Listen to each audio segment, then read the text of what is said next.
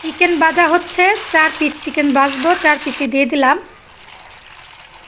এক পিঠ উল্টাই দিব, চিকেনটা উল্টায় পাল্টায় ভালো করে কড়া করে লাল করে ভাজা নিব।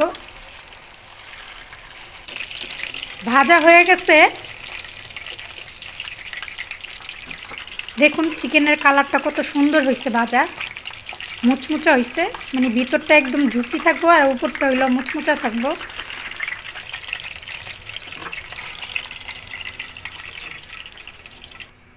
এখন হইলো খাওয়ার পালা, একটু সস বড়াই নেই। ওহ সেই স্বাদ! খিরাইটা একদম জঘন্য তিতা, খিরাইটা খাইয়া মজা পাইলাম না। খিরাই প্রচুর তিতা, বলার মতন না। সস বড়ায় খাইতেই মজা লাগছে চিকেনটা, খিরায় আর খাবো না যেহেতু তিতা। আর আমার ভিডিওটা যদি ভালো লেগে থাকে তাহলে আমার ভিডিওটা শেয়ার করে দিবেন। আল্লাহ হাফেজ, সবাই ভালো থাকুন, সুস্থ থাকুন।